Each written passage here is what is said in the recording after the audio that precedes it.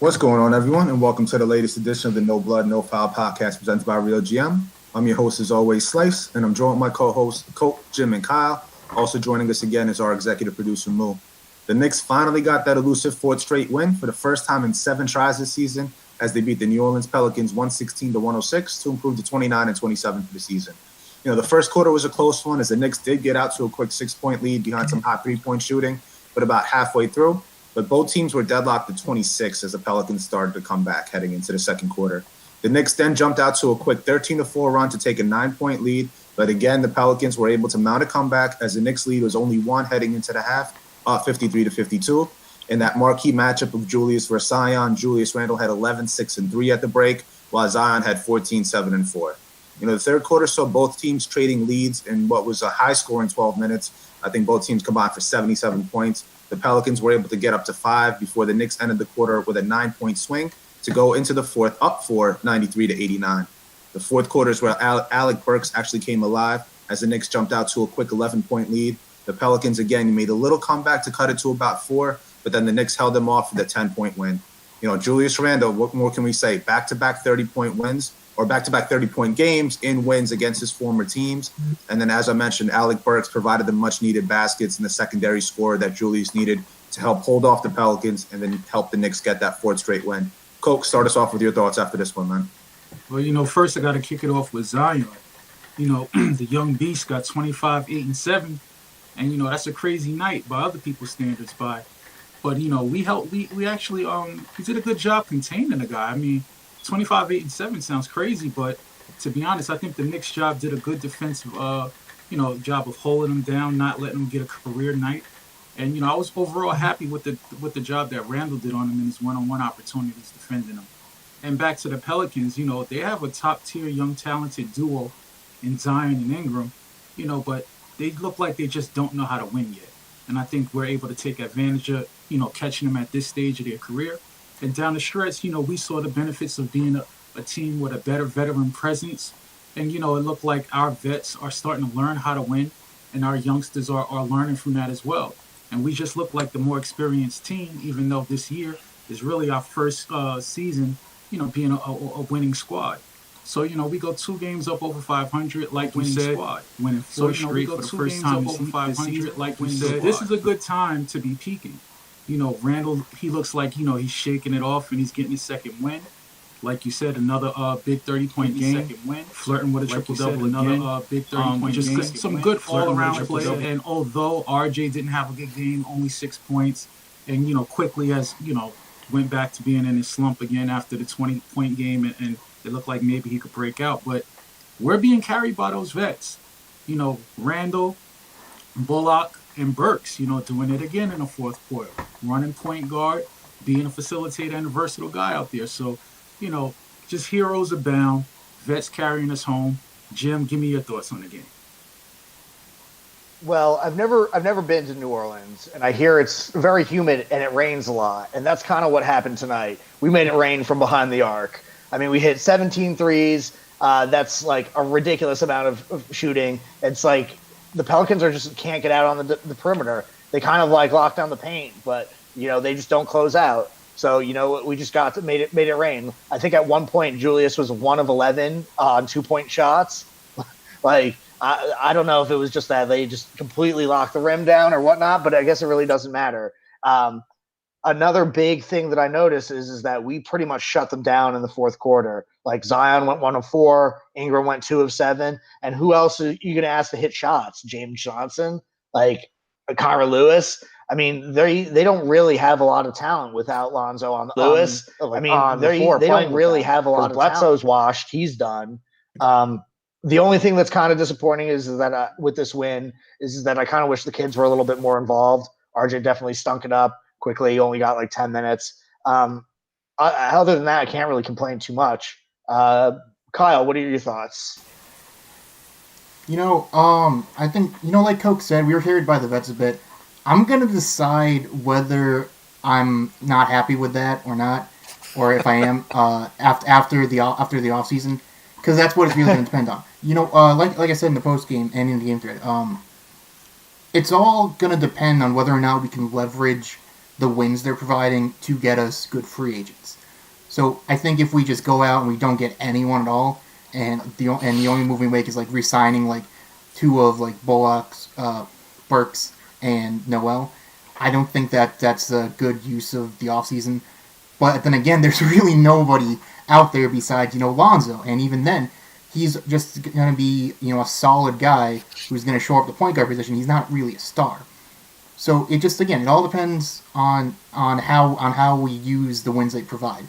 If if it just leads to nothing and all we do is just bring it back, I don't know. I feel like we're treading water in a bad way in that scenario. We're leaning towards more of the Orlando Magic end of the pool than the Miami Heat end of the pool. But like I said, it all depends. We'll see. Yeah, I mean, the good thing is the Bulls lost, right? Yep. I'll quote Sir Charles. They're terrible right now, awful. And it was interesting because I think Wendell Carter had a really great game. So that was kind of like face to face. So that helps, I think, in some regards. It helps because we're still looking at Zach. Maybe if the Bulls really fold, then he at least gets it into his head that I'm going to push for a move somewhere else, right? Somewhere else, could be the Knicks, could be anywhere else. But the other part of it, throughout this whole game, I didn't really get a feeling, even though the score was close, that the Knicks had anything to worry about. Zion looked good in spots, but that Pelicans team, I mean, they were just kind of there's no vibe, there's no cohesiveness with that team. It's a lot of one-on-one play. I mean, definitely has to do with Lonzo being out, but it's just the reason why they lost is because too much one-on-one, right? Especially with guys that shouldn't be doing one-on-one. So it's kind of like taking the Knicks role players, and what happens if they all decide to go one-on-one, right? That's the type of team that Pelicans were tonight. So I wasn't surprised. In fact, it was probably, from my blood pressure standpoint, it was the nicest game so far in quite a while. I wasn't worried at all. It was just a smooth game all the way around. You have to give props to Burks. He's, again, a smooth guy, fourth quarter, no pressure, and he doesn't get rattled, really.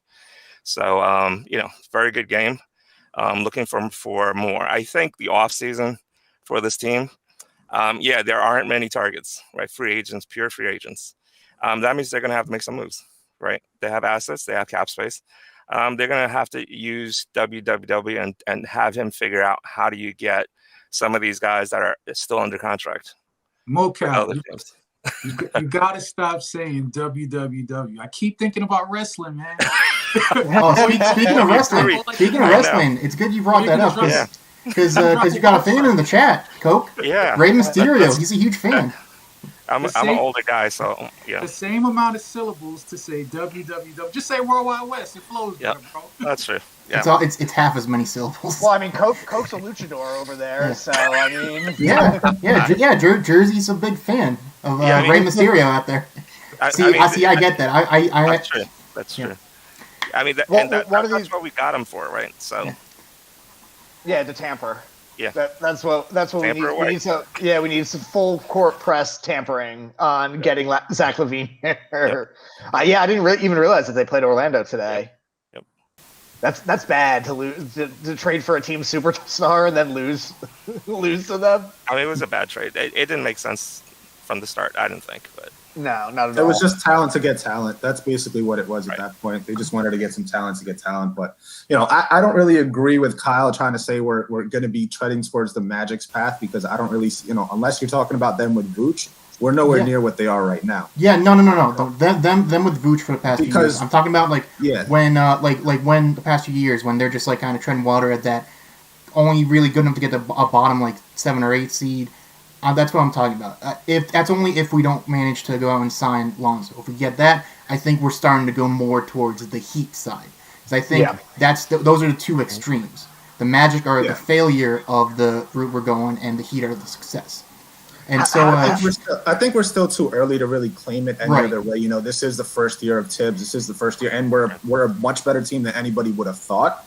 And, we're not starting off, how the Magic did when they first started off like this. In terms of this year one of Leon, Worldwide West, and Tibbs, this is a hell of a start and a great start, and we're in a much better trajectory than the Orlando Magic were.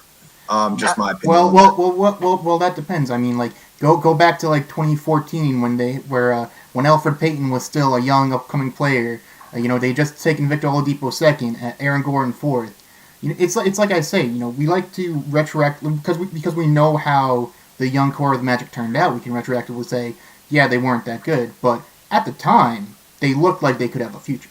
So it's always so. But they they sold off the wrong pieces too. They've always sold off their own pieces. Yeah. You know what I mean? They've always. The Knicks right now are based off of Julius Randle, R.J. Barrett, and letting some vets and young players go through. Right.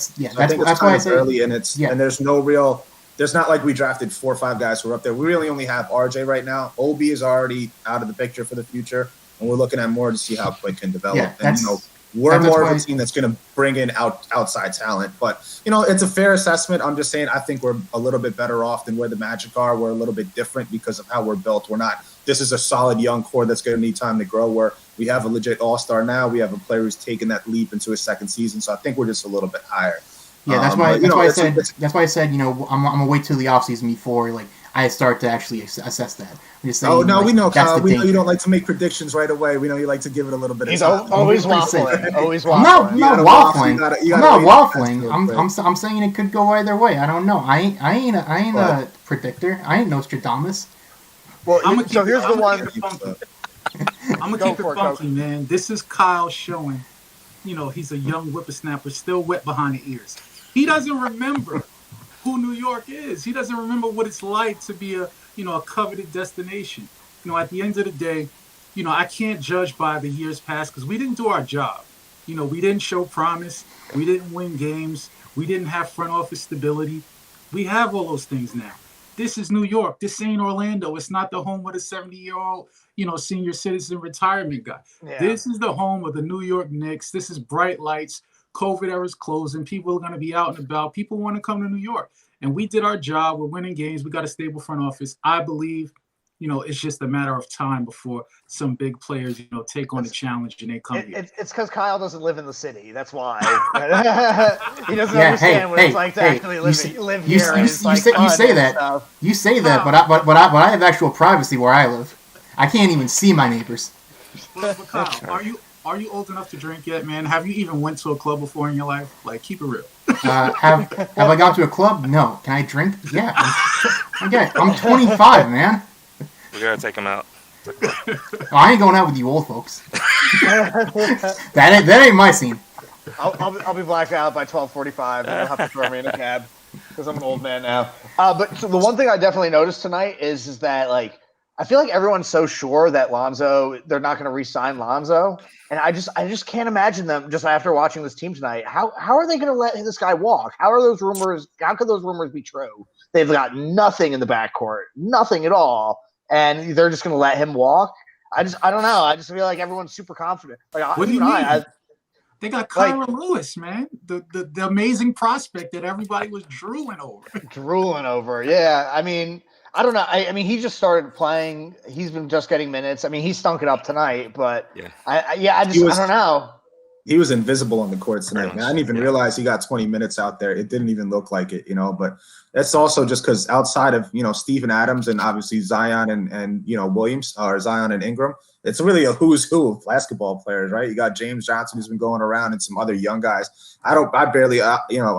I'm actually anticipating Coke's segment later because there's a bunch of scrubs he could pick, but that team just has nobody outside of Lonzo. But I want to bring it back a little bit to my point that I brought up last podcast. Going into the preview for this game, the Pelicans have no defense really. 6 total turnovers from the Knicks. 4 of those came from Julius Randle. So you take Randle out of there, trying to create a little bit too much, which we need him to do sometimes. It's only 2 turnovers from the rest of the team. So I thought that was pretty key. Jim hit my other key point, 17 for 33, 51% from 3 against a worse defensive team against the three-pointer. It was just the Knicks did what they had to do and were able to play offense and come out and score against a team that's not able to stop other teams from scoring. And that was huge. And I want to also give a shout out to Tibbs for his defensive strategy on Zion. It's hard to contain a guy like that, but bringing up the wall, doing those double built the wall. I think was really clutch and really smart team defense. We called up our boy Donnie from Queens, and we built a wall. Yeah, maybe he's your boy. So you talk about defense on Zion. I think I was watching Randle play. He kind of looked disinterested on that end for a lot of it, and I was kind of worried because he just kind of looked like he didn't really care. That was my one complaint about him tonight. But that also I feel like has to do with all the minutes he's playing, that he's trying to conserve his energy, especially tonight when he played 42, 43 minutes, and there was like he had played like the last like 16 minutes straight or something like that. It's ridiculous. Yeah. So fortunately, yeah, we did play. I don't even think it's fair to say we. I think it's fair to say we played well on defense against Zion, but he still went off on us, that's how good he is. But I think again, I've been saying this forever. We're really starting to see Randle's the minutes wear on him. Then so here's my fun fact for tonight. I looked it up. Randle has played 80 more minutes than the next player on the list. That's Nikola Jokic. So he's played almost 2 full games more than the number 2 guy in minutes. So that's like I'm kind of concerned. I am kind of concerned about that moving forward. Well, look, this is something I saw. Tibbs went to the bench pretty early, and Randle was the first guy subbed out. I couldn't figure it out. Then he brought him back like 3 or 4 minutes later in the first quarter. Does anybody have any idea? Yeah, why did he do that? Well, because that's his. So normally he plays the entire first, gets subbed out for like 2 to 3 minutes in the second, and then comes back in, plays the last 9 minutes. This time he played the first 10 minutes, subbed out with 2 minutes left, and then subbed back in. I think it was either at the start of the second or a minute in. So it's he was subbed out still in the first quarter. Yeah. Yeah. He probably had to go to the bathroom or something. Maybe. So I have to take a guess. You know what I mean? Like you said, it makes no sense because Obi only played 6 minutes anyway. So it's not Obi just really came in when Randall's got to do a bathroom break or stretch out a cramp or something, I guess. It's like he rested a little bit less than he normally does. He's just like the rest came at a different time than usual. It was kind of weird. I thought Tibbs should have. Gip says he was trying to keep Randle matched up with Zion. I don't think that's entirely true because he came back way before Zion did. So I think that might have hurt him on that end too. Is that by the time Zion comes back in, kind of refreshed, Randle's already been in for 6-7 minutes, and now he's got to play the rest of the quarter on him. So I don't know. That's just one of those things where we still won, and so I guess it's fine. But that's kind of I think a questionable rotation choice by Tibbs. I mean, it's something we should all expect by now, right? It's been the whole season. Randall's always been playing those minutes, and even before Jimmy Butler was that guy, getting ran into the ground 40-plus minutes. So, I mean, it's always a talking point, always something we want to be concerned about for our best player, but it's not a surprise anymore. It is who Tibbs is, and it's going to happen until the wheels fall off.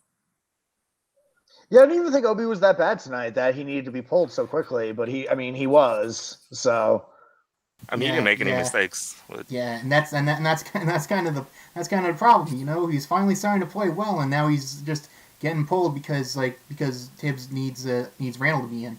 I don't know. It just I think the team would benefit now and in the future if Randle could get if we could bring his minutes per game down to 36, 37 instead of 38 to 40 a night. This would have been a tough matchup for Obi against Zion, though. I didn't mean to cut you off, Colt, but Zion would have destroyed Obi if Obi played longer. Somebody said I just robbed the liquor store. Wow. Wow, man. I can't be cold. I can't have too much AC in my house and want to wear a ski mask. I'm offended. You calling me a criminal. But anyway, back to the game.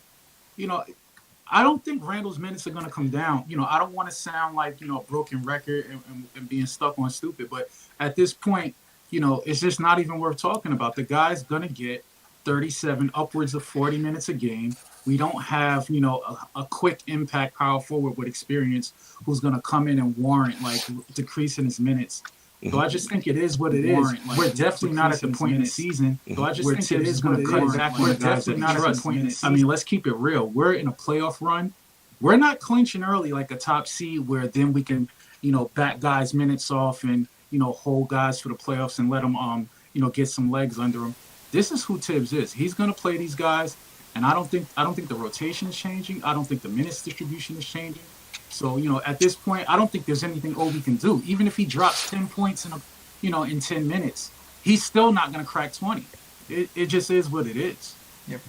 I think the more egregious one tonight was quickly in the first. So he came out there, he was instant offense, scored 7 points in 6 minutes, but he only played 6 minutes. So that to me is kind of like, I mean, you could have left him in a little longer, especially because you can kind of shift him to shooting guard. You don't have to play him pure point. I mean, that's basically what we do anyways. But I don't know. That one to me was a bit more of the quickly definitely should have got more minutes in the first, and I think him sitting for so long is why he came back in and was kind of off. Even though that's not the only reason, but still. Yeah, I wonder if because RJ can't really function as the engine to the offense, that like it was something that I thought he would be able to do better. I wonder if that's part of the reason why that Randle is kind of just like forced to be out there all the time. Like I feel like if they could be staggered a little bit more, that if Tibbs could trust RJ to create more shots than he really can, I think that would probably change a lot of how the whole dynamic of the roster. Really, you could probably trust Obi for a little bit more minutes because again, it's like as soon as things start going tits up, you got to bring Randle back out there because no one can really create shots that really need to be done or those star shots. Yeah, I mean, I think Tibbs we all know Tibbs. Tibbs is Tibbs. He plays guys he trusts. Right, so it's usually the guys that have proven has a track record. Right, so it's usually the guys that have be proven has a track record. Right, so he's not a guy that's looking for highs and lows. Right, he'll go with consistency. That's why he throws Randle out there. Even bad games, Randle will score. Why he had him out there with Zion, I think it's to make Zion work on defense. Right, we all know Zion can't really defend. Exactly. Right. So you want someone out there that if Zion does something, they could come back and counter it. So it kind of keeps Zion from going, haywire and going nuts. I think that was the big reason why he wanted to try to keep Julius in there when Zion's in there. Kind of go toe for toe, and then hope that his more stable and better team can beat the Pelicans, the rest of the guys. I think it worked pretty well. As far as Obi and IQ, they're young guys. He's not going to trust young guys, and you see why. There's reasons for it. You see a game in, game out. Sometimes they're great, sometimes they're terrible. So he's looking for guys like Burks that he knows when you throw him out there, right? He might not go for 30, but he'll give you like 15 or 18 every single game. Will he though? Right. I think so. I think. Well, let's talk about Burks since we're here. Yeah. And I'm not going to get on him tonight. I'm not going to get on Kyle revving up, man. He wants to go at him. He was good. Kyle's revving up. He's not Elf, so he's not going to be negative. Elf actually had a couple of really nice layups too, but yeah. Go ahead, Cook. Yeah, I'm going to defend Burks right now. All right, I'm not a stats guy, but this is what they said on tonight's telecast. Burks is now fourth in the entire league in percentage of his points scored in the fourth quarter. Yep. But Kyle doesn't want to play him. Kyle doesn't want to play him. When you think about it, what does that say? What does that?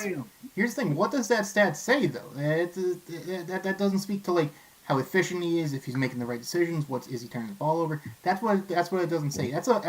You're not too advanced. You're not advanced enough for Kyle with that stat. Well, here's the thing. Let me. This is the thing about stats. It says he shows up when the game matters. That's what it says. Yeah. Well, so here's the thing about stats is that they often tell you one very specific thing, and you have to do a lot of interpreting on what that means.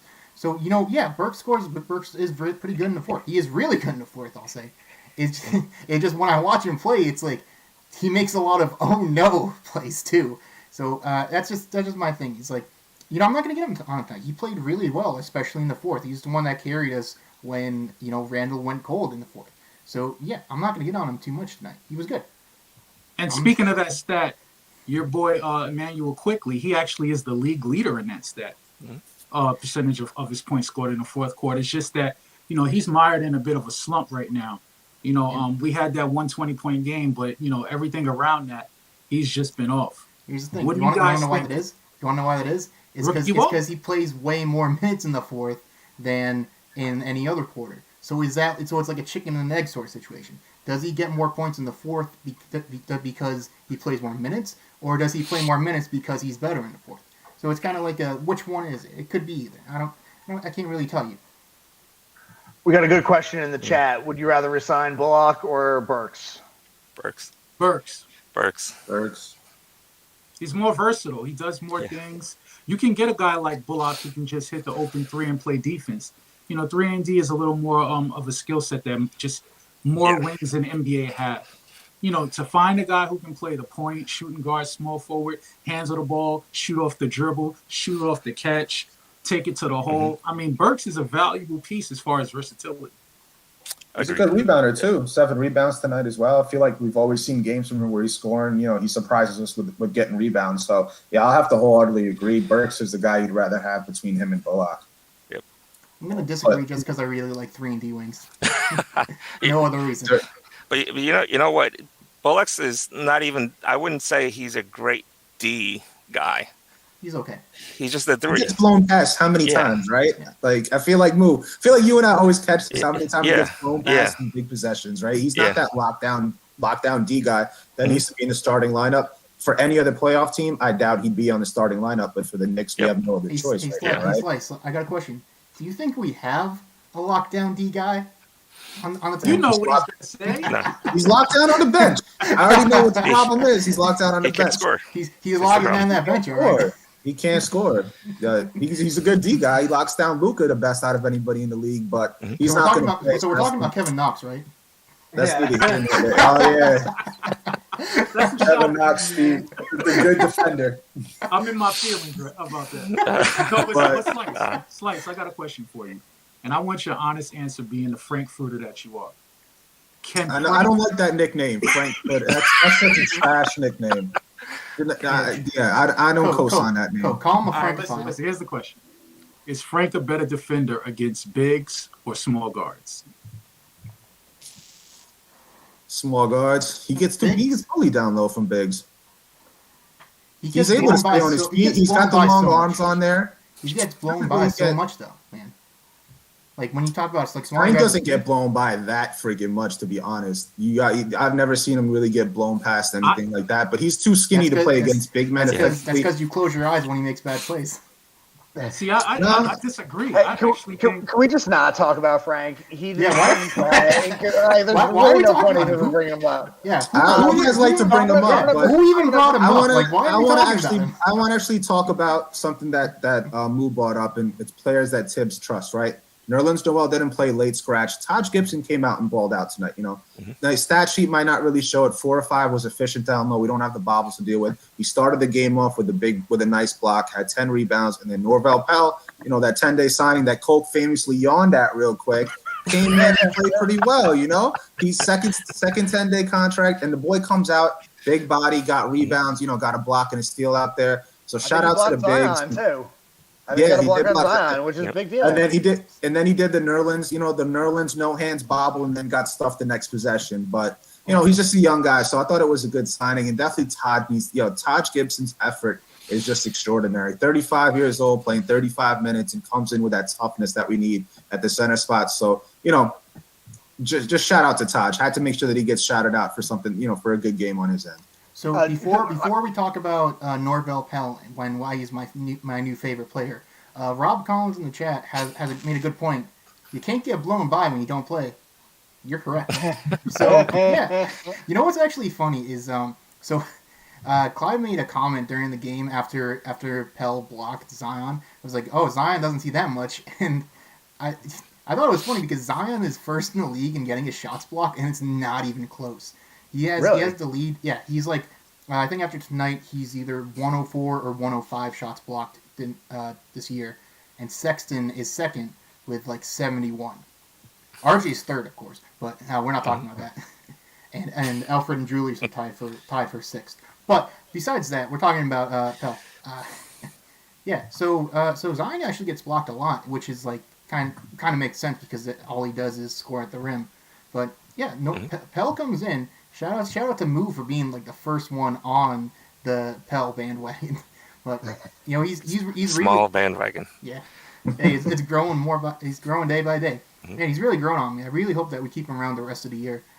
And then I don't know if I want to re-sign him for next year. We'll see what the big situation is looking like in the offseason. But he's definitely a candidate for third third center in my opinion. I got a question for you guys. What do you guys Do you guys think, because Moo mentioned that he feels like Bullock gets blown past a lot. Do you think that's intentional scheme-wise, or do you think he's just like? Do you think that's intentional? Because I feel like our scheme is to funnel guys to the middle, and I feel like that seems to happen a lot. He gets beat. He gets beat easily. Yeah. He gets blown past. It's not a scheme thing. He just gets zipped right past sometimes, and it's Yeah, well, I feel feel like Jim has a point, though. I feel like Jim has a point because I feel like Jim has a point with basically everyone on the team is that we kind of do funnel towards the center and really trust in our shot blocking. I mean, RJ lets people buy him all the time, and I think, funnel is different though because that's when they're riding their hip and they're playing open. You know what I mean? You got to look at how it is. Bullock's not opening up his hips and riding the guy. He's just basically swiping or getting beat or just getting beat off a crossover. I've seen it so many times. You got to watch how guys get beat. If they're funneling through, that means they're still following along and, helping out hands up. If they're just getting beat, Bullock's not funneling along. He's looking out to see, oh, crap, who's wide open on the perimeter now that somebody else has to cover for me getting my ass blown by. Well, here's the thing, too. We don't have a single stopper on the team. So I don't think it's team defense. It's team defense. It's not predicated on anyone, being a guy who's going to shut people down on an island. So I think it is the scheme. That's why individually, when you look up and down the roster, no one anticipated that this team would be the best defensive team in the league because we don't have singular defenders except for Mitch and Noel, who are rim protectors. But on the perimeter, I think all those guys get blown by, to be honest, even Frank. I think like when you look at it too, there's also we definitely cheat off 3-point shooters a bit more. So I definitely think there's that like when they try and like close out, if the offense doesn't shoot like pump fakes and then tries to drive, I think that definitely has to do with it because they're trying to close out more. So I think a lot of it is Tibbs' scheme, which I mean it doesn't look great for our wing guys. Like they don't look great, but it's working, so you can't really complain too much about it, I mean, when you look at it from a coaching, let me go real quick. When you look at it from a coaching standpoint, whenever you have a defensive scheme, you have to make concessions. You can't stop everything. So it's quite clear if you just examine the numbers, our concessions are on 3-point shots. We give up certain 3-point shots on purpose. It's by design. And, that's why, even though teams take a lot of threes against us, they don't make a lot of threes because we're giving up the shots that we want to give up. What we want to do is lock down that paint area. So I think, to a certain extent, we do want to funnel guys into the paint, but where there's going to be the help defense. And our rotations are set up in a certain way to concede some 3-point shots in certain areas on the court. I think it's less the area and more the individual shooter. Like, I think we're trying to scheme around who's the worst shooter on the opposing team and let them be the ones that we leave more open. You can't do that, though, because if you do that individually different every night, your rotations will be screwed up. So I think it's areas on the court. I don't think it's individual players because then you would always have to adjust your rotations. Yeah, where do you think we give up the most threes? Like, I feel like maybe it's because we don't give up a ton of corner threes. I think it's the wings. Yeah, the wings. It's the wing three. But aren't we in the top third in the NBA in 3-point defense, field goal defense right now? That's because teams just miss a shit ton of threes against us, to be honest. Because we leave a lot of them open. Coach just alluded to it. We leave guys open for three. They just tend to miss against us unless it's like one of those bums that always likes to go off against us, like Marcus Smart. Yeah, because not a bum but poor shooter. Statistically, the easiest three to make is the corner three. So we're not conceding that. We're conceding the wing three. Yeah, I don't know. Obviously, corner threes are the best threes that you want to take, but I don't know. Are those wing threes the worst spots on the floor? I that's not something I know off the top of my head. So. Yeah, I don't know. I think for Bullock, in any case, I don't know that it's always because it's by plan. You can see he's always kind of a hair slower or a step short, right? When his guy makes the move, it takes him like an extra split second to react, which, for good defense, no matter what, you need to be able to react quickly, right? And I don't see that with Bullock. I do see it, believe it or not, with more with Burks, and the other guys, IQ as well. but not really with Bullock. He just always seems to be a step slow. And it's just, nothing wrong with that. Some guys can't, you can't do everything right on the court. And guys like Bullock, they're role players for a reason, right? Their skill is shooting threes. Their skill is not really hounding opposing guards or wings that can create off the ball. That's just not his skill. The fact that he's playing as part of a great defense, says more about the whole team concept that Tibbs have than anything else, I think. I beg to differ, because if you hear Tibbs speak and if you hear Randle, who's the leader of the team, speak, they always say Bullock's their best perimeter defender. Really? I think the optics is is kind of misleading, because he guards the best guy on the other team. So he gets beat because they have the ball a lot and they're going to be more talented off the dribble. But if you listen to everyone on the squad, they always say that's our best perimeter defender, and that includes Frank. He is the best perimeter defender. That's not a false statement. It's just he does get blown past a lot too, because he's going to be on better players and stuff. I'm telling you guys, watch a little bit more of the game. Watch a little bit more when Bullock gets beaten by. He's not riding the hip and pushing him into the defender. It's just a straight beat by sometimes. Yeah. And that's to Moo's point. He doesn't have the fluidity in the hips to open up as quick. And that's not a knock to say he's a trash defender. He is our best perimeter defender. It's just, unfortunately, he does get blown past a lot. And I have to disagree with what you guys are saying and lean with Moo here. It's not by design. It's more if he's just getting beat and he's just slow to rotate those hips open. But that said, we don't have anybody else to lock down and put on other teams, opposing perimeter players. So that's just the job Bullock is going to have to do. And the team's playing good enough to team defense to ride through it right now and to survive. I think it's fair to say that Bullock's our best defender, but we should be aiming to improve on our individual defense. Yeah. You always improve. That goes without saying. Of course, the front office's job is to make the team better, each and every year, but we can't get everything at once. I want to touch on what, Vivek said in the chat. He said he has his limitations on bigger defenders, and I think it's because Bullock is just pooky. He's mad skinny. You know what I'm saying? So any guy who has a combination of strength and speed, he might get by him, and that's what he's dealing with every night. Because if we play any team that has a dominant wing, that's the guy who's guarding him, Bullock. But, at the end of the day, defense isn't a problem for us. We're the best defensive team in the league. Even if he is getting beat off the dribble, our warts are shown on offense. Yep. And you know what it is? It's because we don't have any point guards that can finish at the rim. Not a single one of them can. There's no point guard that can. On the roster. Can anyone on our team finish at the rim? Because I feel like Randall's bad at it, RJ's bad at it. Yeah, I guess. Yeah, they're a 7-footer. Yeah, sure. Obi's pretty good at finishing at the rim when he gets there. Yeah. He did airball a layup, so I'm not going to say much else other than that. I have seen the guy airball a dunk and layup attempt, so miss me with that. And I've seen Alfred Payton airball so many floaters this year. It's ridiculous. Yeah, there's definitely times RJ kind of shot puts the basketball off the backboard, where it's just like there was no spin or touch on that whatsoever. I love RJ's aggression, but there's always 2 or 3 layups every game where he goes to it and just throws it behind his head and either gets smacked or hits the side of the backboard. Like I think he had it against tonight. Yeah. And it's just frustrating, but I like the aggression. I got to go at my fellow Knicks fans, man, because the best layup package finisher in the NBA, we wanted no part. I ain't gonna say we. Y'all wanted no parts of. Everyone turned their nose up at Kyrie, and Kyle still says, "Hey, I don't like him. I don't like him. I don't like him." I'm not hey, man, put him on a team. We're one of the top teams in the East, top 3 at least.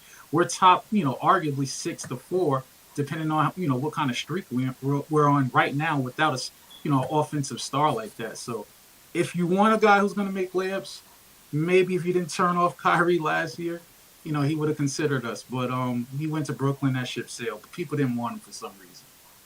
So Blonde John in the chat says Rose.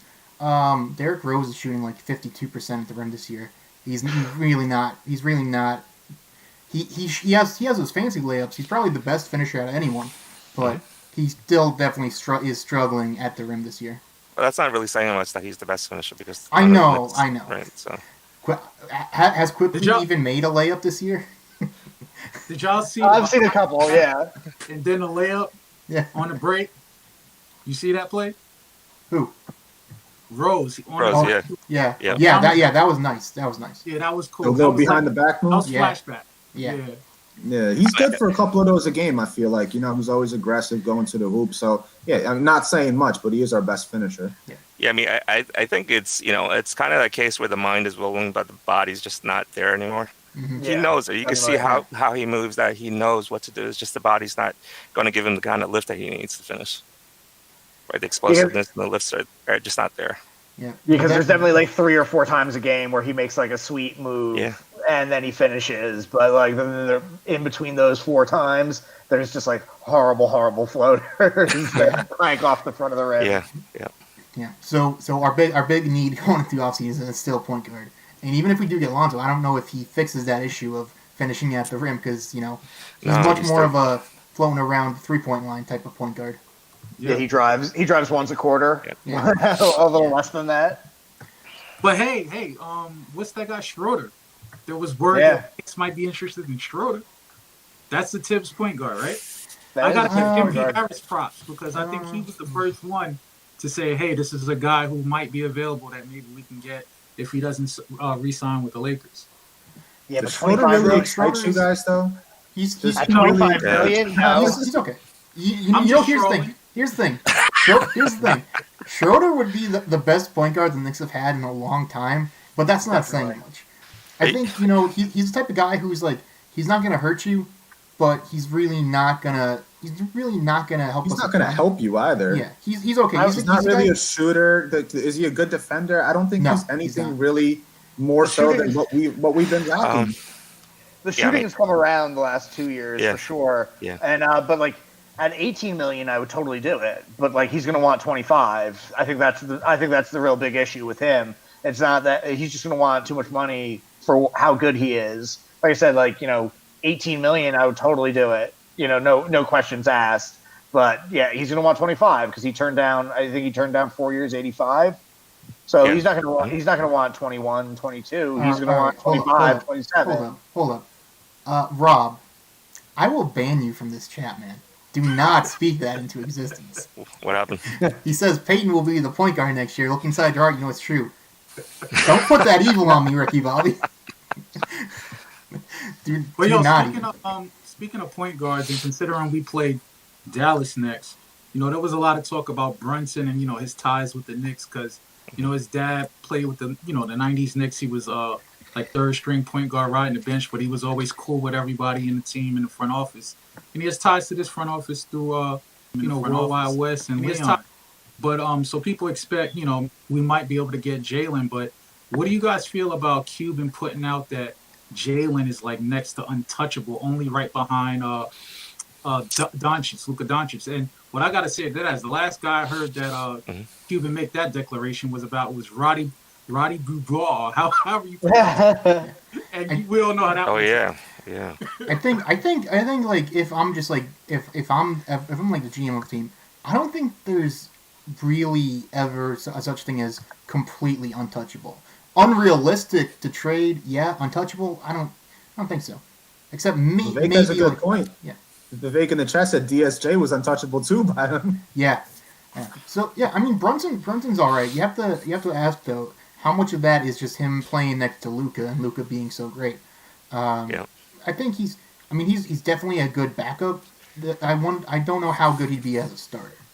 And Blonde John has a good point. Drafting a point guard like Brunson in the second round is a key to GMing. Yeah, for a second rounder, that's what you want.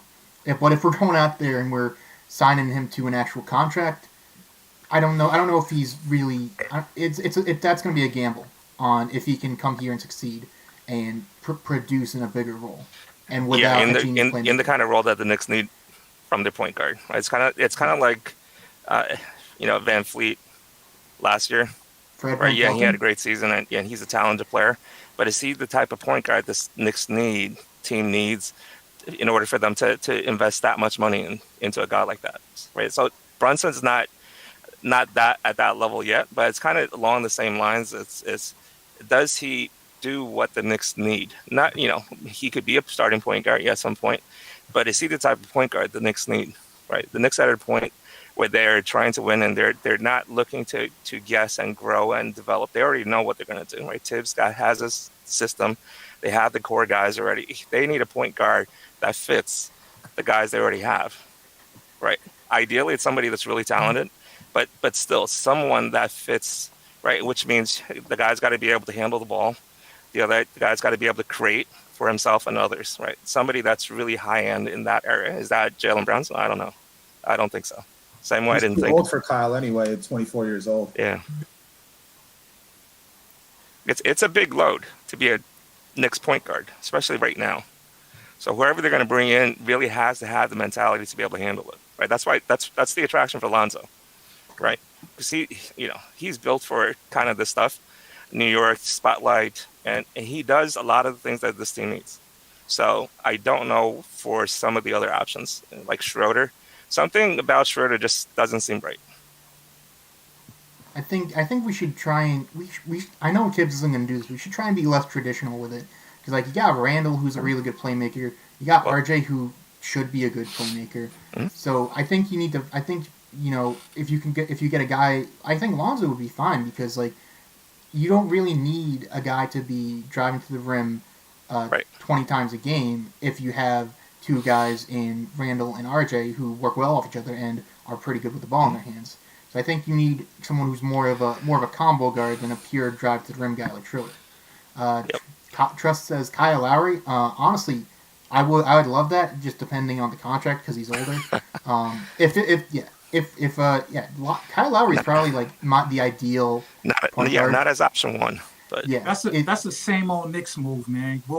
We'll pay him some crazy number, then he'll get here and break down, and everybody will be pissed.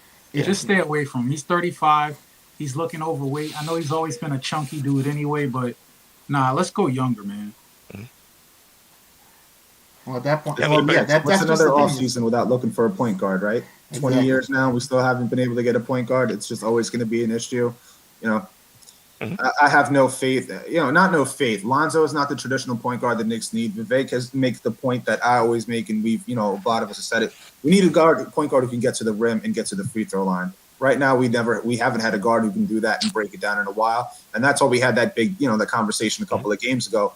Burks having the ball in his hand versus RJ Barrett, because Burks is able to break it down a little bit, but he's still not that guy to take it to the hole. His breaking down is able to create some separation for an outside shot.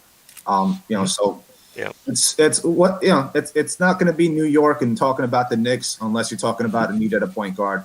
Since Raymond Felton, who was our most consistent point guard, maybe talking about somebody who played for a while. Lon John in chat suggests Devontae Graham from Charlotte.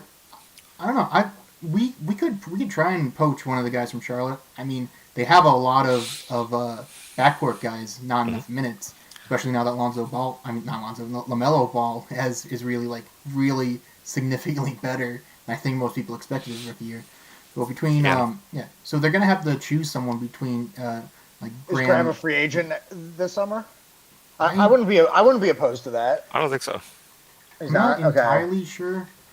I think he is. Is he? Check. I feel like he is. It was a second round pick, so he should be. Oh, yep. Second round pick in 2018. Yeah. Yep. Free agent this year. The thing about him is he's not really going to get to the hole and be efficient, but he's going to shoot threes on volume, which should open up the floor if you got guys like Randle and RJ going to the hole constantly.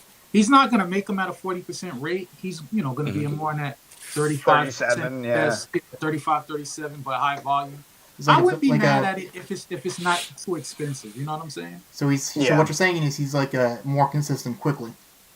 Yeah, probably. Basically. Yeah. Or I know a lot of people didn't mind us trading for Terry Rozier. I don't know. He's another guy. I've never been a fan of Terry Rozier. Yeah, there's something I don't really like about him. I like him. Yeah, me too. I'm a Louisville guy, so I've seen him a lot, play a lot. Yeah, well, I'm a UConn guy, and I wanted nothing to do with Andre Drummond. He's a tough-minded guy. Yeah. You know what I'm saying? He's going to compete defensively. He's turned into a 40% three-point shooter. Mm-hmm. He's not the biggest guy. He's only 6'1", but I look at him like a gamer. Like, to me, that's a Knicks point guard. He has that Chris Childs mentality, and he's a better scorer. So I wouldn't be mad at that either. It's kind of weird because I'm looking at Graham's stats right now. He's shooting 37.5% from the field, but also 37.5% from three. And you would think that would be really bad, but he has a positive net rating right now of like 4.1. So I'm generally surprised that you would have such a positive impact on the floor with kind of being below average efficiency. Yeah, I just think he puts him up at such volume that you gotta guard him. Even though he's not a marksman, he's gonna open the floor just because you can't leave him open. He puts him up at such a volume that if you get burned, it's going to hurt your team. So, people still D him up. So, like I said, I wouldn't be mad at that if we get bigger pieces elsewhere. Like if you bring in Alonzo and you bring in a Graham, that would work. And adds more shooting. It's just not going to solve the issue of getting to the free throw line and attacking the paint. Both of those guys, Scary Terry and Graham, shoot about 8. I think it's 8.2. Both of them on 37 and 40%. So the shooting is there, but none of them average more than 3 free throw attempts per game, which is, what we're lacking now. So it's always going to be the same thing. Teams are just going to pack it out and then force the Knicks to drive in the paint. And what's going to happen really there? So, I wouldn't be opposed to it. Good signings, like you guys say, but it's still not going to solve the issue that we have of attacking the paint and getting to the rim at that point guard spot to open things up for the rest of the team. But we're talking about Devontae Graham and Terry Rozier, and on all these scrubs. I don't know, they're not scrubs. I'm making a transition here. Coke, just cover the night. I'm starting to get really happy with going with more than one guy. I'm gonna start calling it scrubs of the night in plural, because I got 2. I couldn't decide, so I said, hey, we're going position by committee again. So this time we're snapping on the point guards, man. Let's start with Eric Bledsoe. This guy was actually floated as someone who we might be extorted to have to take if we would have took Lonzo and did that trade at the deadline. Now we know. Yeah, now we know why they were trying to give him away. Now we know. Yeah, so 6 points, 3 for 7 from the field, 0 for 3. But the most egregious stat is 0 assists from the point guard. This is a guy making $16.9 million a year, and and then the second guy, you got Kyra Lewis, who some people on our forum actually like this guy. Again, he showed nothing on his stat sheet tonight. 2 points, 1 for 6 from the field, 0 for 2 from 3, and he only had 2 assists. So they had a grand total of 2 assists from the point guard position. So then when you couple that with the fact that Lonzo Ball's out, that's just unacceptable. So you're forcing guys like Zion and Ingram, your forwards, to do all the playmaking and scoring. Those guys should just be concentrating on scoring and doing what they do best and being efficient at it. Being that they have to take on the playmaking duties, now you understand why the Pelicans suck. Sounds like the Knicks. Sounds like a lot of games. I was going to say. Basketball and no point guard, no assist play from the Knicks, right? At least we defend, though. At least we defend. Thank God for that. But that's why you're seeing a lot of that point Zion talk right now, right? The last few games, it was always point Zion because outside Alonzo, they have really no creators at all. And Eric Bledsoe fell off a cliff. But let's take a look. I'll go for it. Ahead. No, go ahead. I was just gonna say I feel like it's smart for the Pelicans to try to develop Zion as a wing. I feel like that was the one thing I was always kind of worried about him when he was coming out of the draft. That if he ended up being a big, a 6'6" big, that he would really cap his ceiling. But the fact that they're putting the ball in his hands and letting him attack face up, and now you're starting to see some more playmaking out of him. I think that's gonna be huge for his development. So before we move on real quick, I want to bring up a point. So you guys remember how the Pelicans traded back from 4th overall in 2018, right? Yeah. How bad does that look in hindsight? Because remember, they traded back from 4 to 10. They picked Jackson Hayes, who is basically Nerlens Noel, and the second pick they got from it turned into 2 seconds. So when you look at who was picked 4th, that was oh god, I can't remember his name. Didn't they get Nickeil Alexander-Walker too in that, or did they already have that pick? That they might have gotten. I think they drafted him in the same draft, but they said it was DeAndre Hunter. Yeah, DeAndre Hunter, right? Yeah. I can't remember his name for a second. Yeah, so though, maybe you probably say DeAndre Hunter might not fit because both Zion and Ingram are wings. Gotta grab Garland. Yeah, but then right afterwards, now that Darius Garland is looking really good this year, and they're really struggling with point guard. man, how bad does that look now? Trading back in the NBA just doesn't work. I feel like I've never really seen a trade back that's been that in the favor of the team that traded back. Well, because it worked. It worked trade once. back? The last time I saw it work was with the Nets back in the days. Who did they get? They got RJ and somebody else. I can't remember. Oh yeah, that shooter. Yeah. Kerry Kittle? Is that who you're thinking about? Wasn't it? Yeah. Was it that I draft? think it was, right? No. 98, I think. No, wasn't Oh, that? that was Kittle's was 96 draft, wasn't he? Oh yeah. It was. Kittle's was the 96 draft. Yeah, but it never really. Yeah. It was Richard Jefferson and another guy. I can't remember the second guy's name. Yeah. Eddie Griffin. 2001. Eddie Griffin was the player they traded. Yep. I'm trying to remember who it was. It was somebody. The Richard second guy Jefferson. was pretty good. I just can't remember who it was. But it was RJ and someone else, man, and that worked out for them. That did work out well, yeah. So we're talking about 20 plus years now. Trading back not working. Because the drop off in the NBA when you look at the draft, the drop off in talent is just so immense. Like on average, like I'm always the first to say you can absolutely find really good talent at the end of the lottery, even at the end of the first round. You can absolutely find really good talent there. The problem is that there's going to be every other player is not good, so you have to like really do it well. So it doesn't work in the NBA because the NBA is much more about getting the best players than it is building depth. Whereas in somewhere like football, like trade back all you want, unless you need a quarterback, trade back because that's all about like you need a ton of players. The NBA, you get the best player you can. We got that trade. It was RJ and Jason Collins. Okay, yeah. And BJ Armstrong.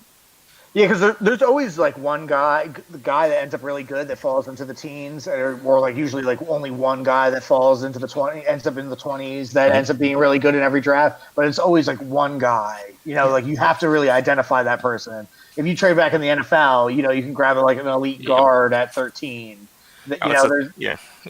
It's a lot harder to find a good player down in the draft than it is in the lottery, and it's hard as it is in the lottery, right? Yeah. And a lot of it comes from player development too. Later, further down, you get teams that have better coaching systems, better, positions for rookies to play in and stuff. So, it's all a matter of luck. Certain players can, never know how they're going to end up depending on a situation that could have been different, right? Mm-hmm. So yeah, I'm not sure the Spurs.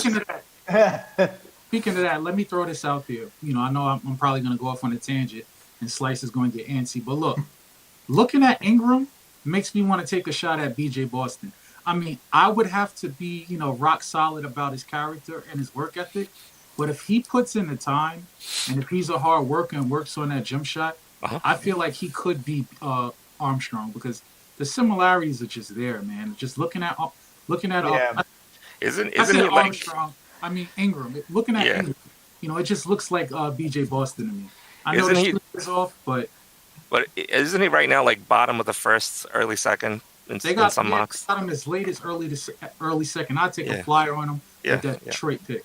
Oh, 100%. I would definitely take a flyer on him at the Detroit pick. Like, no questions asked. The Mavs pick, that's a little bit of a different story. I don't know who's going to be. I don't know who's going to be in that range because we won't really know until the draft positions are all locked up. But yeah, I think there's a lot of guys in the 20s that I'd rather give a shot at before I would do BJ Boston. But at the Detroit pick, no questions asked. I'd run up to the podium to make sure that happened. Nah, but speaking of the Mavs pick, that's our next opponent for Friday night. So, it's always a matchup the team gets up against. Julius Randle going actually back home to the Dallas area where he grew up. Colt, why don't you kick us off with your prediction for that game?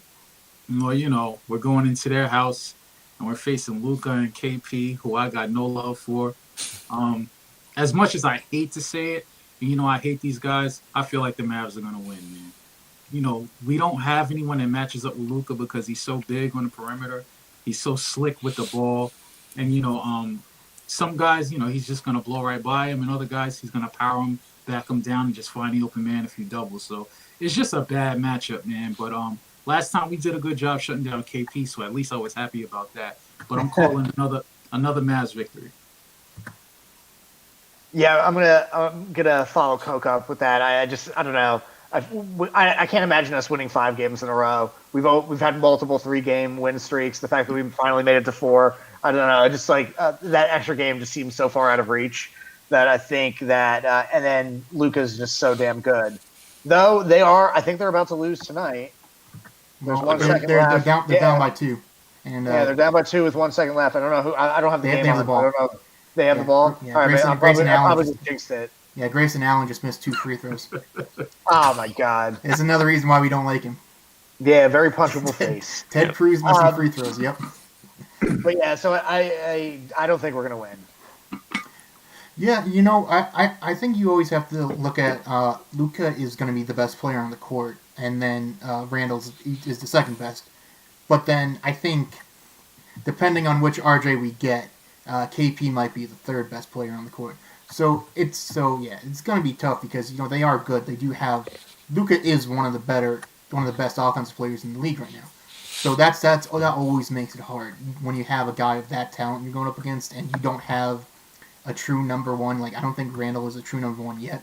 So it's going to be hard. I hope we can get a 5th game in a row, but given how this is the first time we've won 4 games in a row this year, that's going to be tough. What about you, Moo?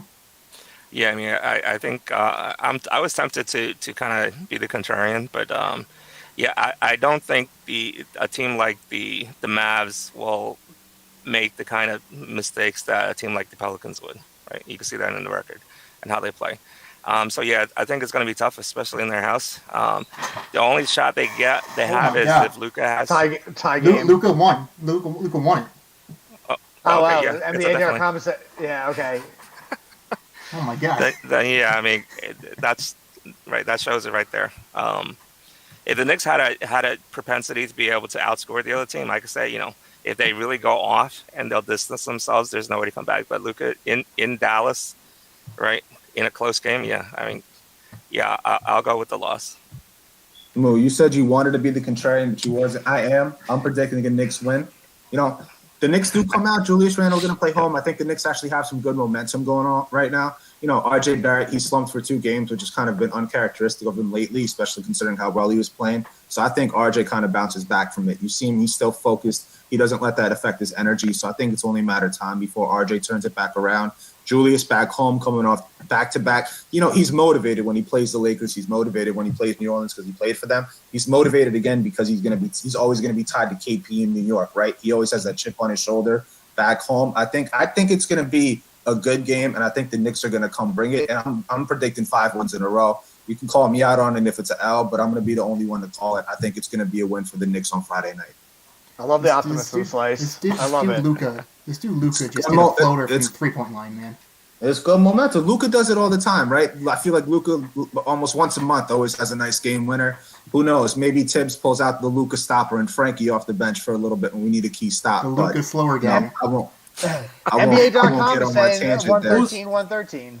Who's NBA better? Side? Who's better, Luka or Zion? Who's what? Who's better, Luka or Zion? Luka just because of the shooting and playmaking. Luka's a better player right now. Yeah. Mm-hmm. But I think you can argue that Zion has a higher ceiling due to his athleticism. Yeah. I mean, if Zion can figure out how to shoot.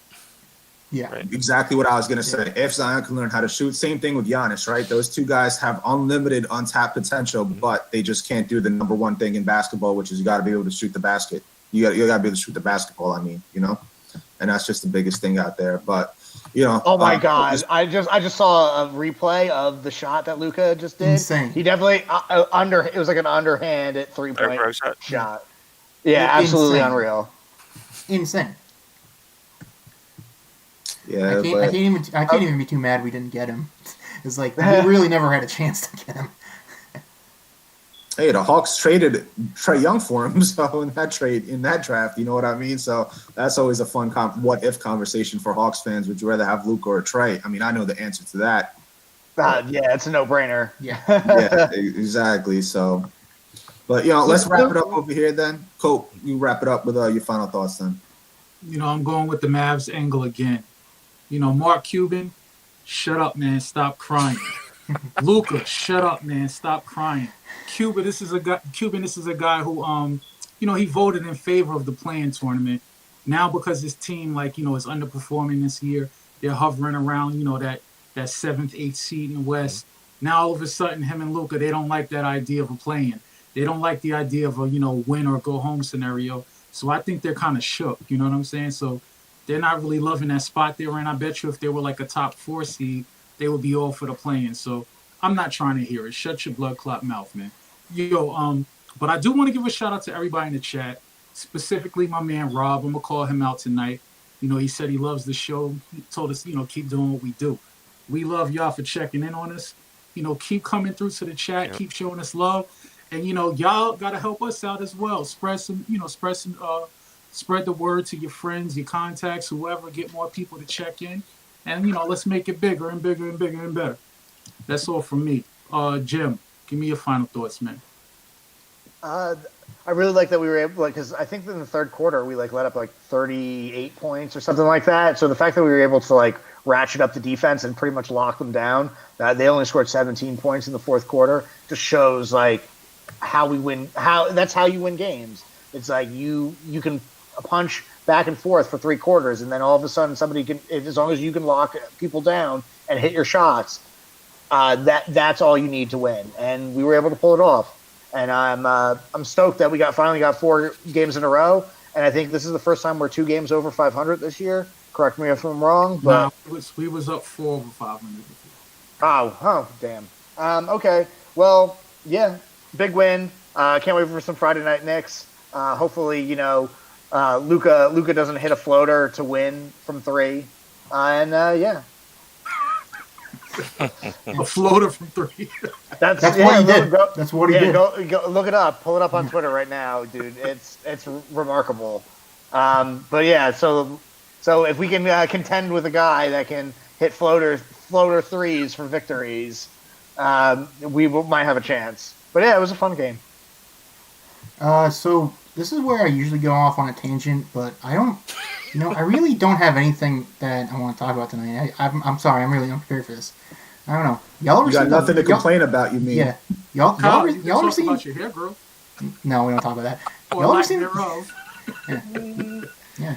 Y'all ever seen The Lighthouse? Good movie. Weird, but good. Moo. Anyways, on to you. Yeah, I just want to point out to Julius Randle, right? It seems like where his mindset is how the Knicks play. Because you notice when he was going through that stretch where it looked like bad Randle was coming out, the Knicks were struggling. You can see that whatever he does kind of carries down to the rest of the guys, right? So now he looks like he's back into a good frame of mind, and you can see the rest of the guys are just following that same vibe. So I'm feeling good. I wasn't worried at all, like I said, throughout this whole game, even though it's still close. And it's just because I'm watching Randle play, and he's playing, just kind of his game, right? He's still forcing stuff, but that's just part of his game, right? He's moving, he's grooving right now. So I think that spells good for the Knicks, at least unless he reverts back. But right now, they're in a good spot. Good times are coming, I think. Moose said it best with his Clydeism right there, moving and grooving, shaking and baking, slicing and dicing. Julius Randle, back-to-back 30-point games for the first time in his career, they said. I didn't know that was true. But coming against his 2 former clubs, I hope he makes it 3 straight going up against KP and the guy he'll forever be linked against in New York, So it was a good win for the Knicks, as they get their first 4-game win streak of the season. Alec Burks was that key secondary player this time around. It's interesting to see who it's going to be next game. I think we can all agree we want it to be RJ, so we can continue to see that growth. But as long as Randle has somebody out there who can help him score, I think it's going to be a good game for us on Friday night on ESPN, nationally televised against Luka and the Mavs. So we thank everybody for tuning in to this latest edition of the No Blood, No Foul podcast presented by Real GM. If you like what you heard, make sure you give us that thumbs up and keep giving us likes, keep giving us views, and be sure to subscribe so you can always check out our new videos. We'll catch everybody Friday night after